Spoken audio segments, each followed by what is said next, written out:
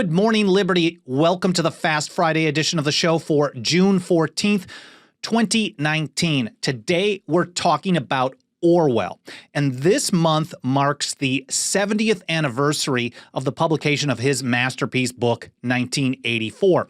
So what I want to do today is share with you what I see as the top 4 ways we are living an Orwellian 1984 life right now in reality. 2 of them I think are going to be pretty obvious. 2 of them maybe even a little bit of a stretch. Let me know your thoughts down in the comments, or feel free to email me over at team@10thamendmentcenter.com. But first of all, my name is Michael Boldin. I'm broadcasting to you live as I do every single Monday, Wednesday, and Friday at 9:30 a.m. Pacific time here from my home office and studio in downtown Los Angeles for the 10th Amendment Center. We simulcast live through our channels over at YouTube, Facebook, Periscope, DLive, and Twitch.tv. Plus, we have archives along with the podcast edition from iTunes, Spotify, Google, and elsewhere. I appreciate all the reviews that have been coming in, especially on iTunes. You find all of our archives, all of the show notes, everything over at 10thamendmentcenter.com/Good Morning Liberty. Thank you so much for spending a few minutes of your day with me today. And since it's the Fast Friday edition of the show, I'm going to try to keep it just a few minutes. Let's see what I can do in about 10 to 15 minutes here. So starting out with this article from John Whitehead over at the Rutherford Institute, which we run a lot of them. We cross-post a number of his columns weekly over at the 10th Amendment Center homepage. And he starts out by saying this, and the article is titled The Omnipresent Surveillance State. Orwell's 1984 is no longer fiction. It's a great article. It's talking not just about Orwell, but you also get a little Philip K. Dick in there too. He says, 1984 portrays a global society of total control in which people are not allowed to have thoughts that in any way disagree with the corporate state.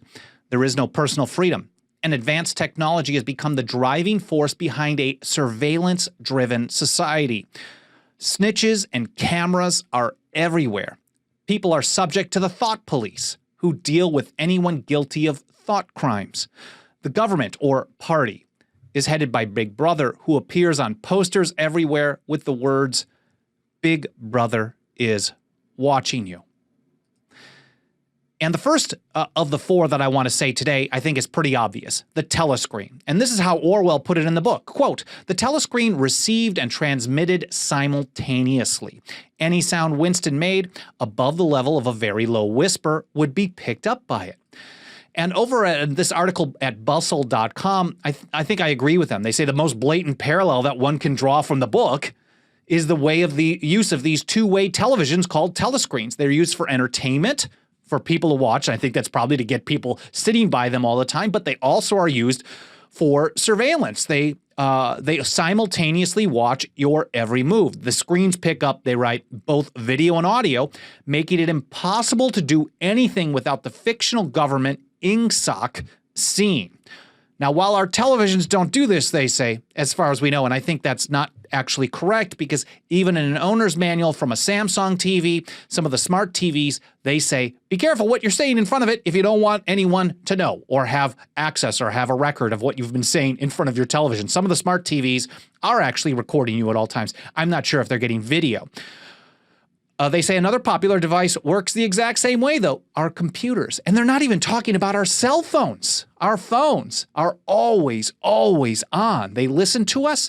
They're monitoring us. And I would be surprised if they weren't watching us at all times, too. And that may sound a little tinfoil hatty, but Edward Snowden back in 2014, he was in an interview with, I think it was Brian Williams, NBC, something like that. And this article over at Wired actually sums it up pretty well. Edward Snowden's latest revelation about the NSA's snooping inspired an extra dose of shock and disbelief when he said the agency's hackers can use a mobile phone as a bug even after it's been turned off. And if you've heard me talk about this phone, I love it. It's a Pixel 2. It takes great pictures. It's easy to use. It's fast, all that other good stuff. I don't touch the fingerprint device, but I can't remove the battery. The fact of the matter is, if you cannot take the battery off, it can be remotely accessed, even if it's turned off. So it was Brian Williams. Williams of NBC Nightly News held his iPhone aloft and said, quote, "What can the NSA do with this device if they want to get into my life? Can anyone turn it on remotely if it's off? Can they turn on apps?" And Snowden says this: they can absolutely turn them on with the power turned off to the device. Now, does that mean they're doing it constantly and just having this massive pile of data? I don't know. In 7-8 years, we may find out that they've been doing this all along. And maybe it's just they have the capability to do it from time to time. But this is certainly a telescreen. I'm a tinfoil hat guy. I have this little piece of, if you're watching the video, you can see the piece of orange tape that I put over my iMac built-in iSight camera on my computer as well. Maybe I'm nuts. Maybe Snowden is absolutely correct. So I think the most obvious one is telescreens. But two, I think the obvious one is Big Brother is watching you, the overarching kind of message of the entire book. And maybe some people say there's a different message as well. But that's the one that I think most people recognize, that Big Brother is keeping an eye on you. And here's how Orwell put it. And this is from an article on ExpressVPN. I think this one is just new. The most defining characteristic of 1984 is the brutal extent of Big Brother's surveillance state. Quote, and this is Orwell, "As for sending a letter through the mails, it was out of the question. By a routine that was not even secret, all letters were opened in transit." This was written in 1949. I think he started in 1948, published in 49. And at that time, he was talking about the dangers, maybe it was a warning, maybe it was an owner's manual, who knows, of government. A total surveillance state is going to monitor all your communications.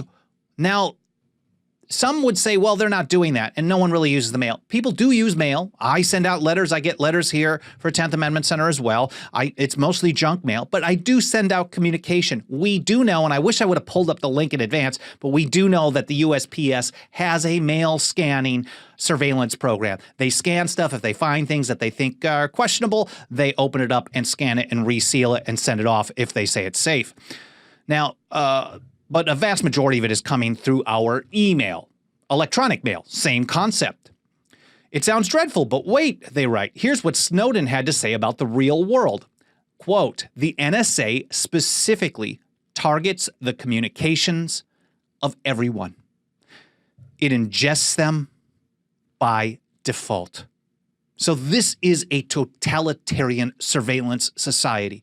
They are collecting everything. Now, does that mean they're using it to be oppressive at this time? I do believe that it does chill some free speech. It scares people off. We've had people write in many times over the years, "I'm afraid to tell you what I want to tell you. Is there a way we could communicate?" Because people are afraid to say things online that are controversial. Some people are. It actually gets people to shut up, the idea of mass surveillance. And let's say they're not even doing it. I've heard some people tell me this. The fact that it is part of the worldwide, the conversation about it, the fact that everyone even thinks it, is all they really need to get some people to shut up and be compliant. And they go on in ExpressVPN, they say, much like in 1984, we live in a world where it's probably safest to assume everything is recorded all the time. And here's how Whitehead put it in another article as well for Rutherford. He says, having already transformed local police into extensions of the military, DHS, the Justice Department, and the FBI are in the process of turning the nation's police officers into techno-warriors, complete with iris scanners, body scanners, thermal imaging, Doppler radar devices, facial recognition programs, license plate readers, cell phone stingray devices, and so much more. If you watch this show or listen to it on a regular basis, you hear me talk about surveillance programs all the time, from the fact that just over 200 law enforcement agencies scanned license plates 2.5 billion times in a 2-year period. And that's just covering 200 of the law enforcement agencies around the country. We know that almost every one of them is using these cell site simulator devices, tricking cell phones into connecting to the Stingray or the cell site stimulator before seamlessly passing the information or the connection off to the cell tower to connect or collect all of your data, your communications, your location, to stalk you. They're doing this. They're implementing facial recognition at airports, border crossing. They have pilot programs in places like Orlando, like Chicago, New York, DC, elsewhere. So this stuff is getting pretty big time. And then Whitehead puts it this way: add in the fusion centers and real-time crime centers, citywide surveillance networks, data clouds conveniently hosted overseas by Amazon and Microsoft, drones equipped with thermal imaging cameras and biometric databases, and you've got the makings of a world in which privacy is reserved exclusively for government agencies. Of course, as if you guys have been following it, my buddy Mike Meharry, who's been working with us here at TAC for a long, long time, literally just did an open records request to see what kind of surveillance equipment his hometown of Lexington, Kentucky was doing. The Attorney General agreed with him that they had to provide the documents, and now he's being sued by the city because the city takes the position that only a criminal would want this kind of information. In other words, just like John puts it here over at Rutherford.org, privacy for them, but not for us. So two of them. We've got telescreens and Big Brother is watching. I think those are the pretty obvious ones. Now, the third one, maybe it's a little bit of a stretch, but let's take a look. It's Newspeak and propaganda. Newspeak is the deliberately ambiguous and contradictory language used to mislead and manipulate the public. It occurs whenever the main purpose of language, and I'm reading this from thoughtco.com, which is to describe reality, is replaced by the rival purpose of asserting more power over it. And I've got some examples that I've got just written down here. I've got, for example, the Patriot Act. They say you're a patriot if you support mass surveillance. The Patient Protection and Affordable Care Act, also propaganda. The Real ID Act, Operation Enduring Freedom, the war in Afghanistan, the war on terror, things like saying your First Amendment or your Second Amendment rights to trick people into believing that their rights come from a document or from government permission rather than from their creator or from nature or from their birthright. So there are many examples of using Newspeak. And here as well, this is over at Koozie.com. They write, the justifications of these 1984 sounding schemes follow the obfuscating principles of Newspeak and the kind of manipulative euphemism Orwell skewers in his famous essay, Politics in the English Language. He wrote this: political language, and with variations, this is true of all political parties, is designed to make lies sound truthful and murder respectable, and to give an appearance of solidity to pure wind. And the last one that I wanted to cover is Perpetual War. And over at owlcation.com, she writes, in 1984, Oceania is always at war. The enemy is seen to change across the timeline of the book, but the war never ends. Sometimes the enemy may shift in a moment without any kind of admission that this has occurred. So they had the Hate Week rally and all of a sudden they're at war with somebody else. They literally just change it. And I think that is a great example of what we see today. For many years, you find one government is an ally, and then it's a good guy, and then it's a terrorist. You can say that about Iraq, about Libya. Who else? I don't know, just about everybody. It just keeps going. And while I am skeptical of some of the reports that say the U.S. has been at war for all but maybe around 12 or 15 or 18 years, maybe since day one, but it has been at war for a significant part of modern times. And I'm not talking about a small skirmish. I'm talking about a large, full-scale conflict. For example, laying waste to Libya, or the bombing of Syria, Afghanistan, Pakistan, the support for the war in Yemen, Iraq, and on and on. So war is virtually perpetual. And here's a great article from the U.S. Naval Institute from retired Captain John Byron. He says it this way: if your kids or grandkids are 16 years old or younger, they live in a nation that has been at war continuously since they were born. He says if you live in Iraq or Afghanistan, you've seen more than 370,000 of your countrymen killed in direct violence and another 800,000 dead from the indirect effects of war since 2001. And now, mind you, they're not even counting the sanctions regime, the act of war that were sanctions from people like Madeleine Albright and Bill Clinton, which resulted in nearly 500,000, they say nearly 500,000 children dying of starvation. So I would call perpetual war, at least in modern times, if not taking it all the way back through U.S. history has been a serious problem. And we were warned about this. The founders warned us. James Madison considered perpetual war, considered war to be one of the most dangerous things, if not the greatest danger. And he puts it this way: the means of defense against foreign danger have been always the instruments of tyranny at home. This was in the debates. It was June 29, 1787 in the Philadelphia Convention.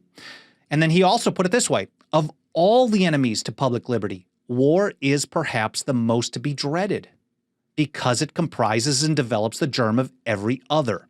And you've often heard me say on this show that Madison referred to war being the parent of armies, and from armies you get debts and taxes. And as Madison put it, armies and debts and taxes are the known instruments for putting the many under the domination of the few. Madison's words, not mine. War is the greatest enemy to the public liberty. Now, Whitehead sums it up like this: wherever you go and whatever you do, you are now being watched, especially if you leave behind an electronic footprint. When you use your cell phone, leave a record of when the call was placed, who you called, how long it lasted, and even where you were at the time. When you use your ATM card, there's even a video camera at most locations equipped with facial recognition. When you use a cell phone or drive a car enabled with GPS, you can be tracked. And actually, they track you even if you don't have that, because they track you with pictures of your license plate, which are snapped at about 1,800 or up to 1,800 per minute. And then the dangerous part, he concludes with this: such information is shared with government agents, including local police. This happens through fusion centers, through information sharing environment, the ISE, which came out of the War on Terror Patriot Act time. And all of this once private information, he writes, about your consumer habits, your whereabouts, and your activities is now being fed to the U.S. government. So those are my top 4 ways that we are living an Orwellian 1984 right now. Telescreens, Big Brother is watching, Newspeak and propaganda, and I think the most dangerous one is Perpetual War. I'm curious, for those of you who've read the book, maybe even watched the film that came out many years ago, what your thoughts are on these particular 4, or maybe if there's something you think I missed, make sure to leave a comment down below. Feel free to email me over at team@10thamendmentcenter.com. And of course, if you enjoy the show, smash a like, subscribe, continue leaving comments, share a link, post it as widely as possible, send it by email, all that good stuff. It's free, and all the platforms you watch or listen on are very easily triggered. So taking those free actions tells the algorithm of the platform to show the show to more people.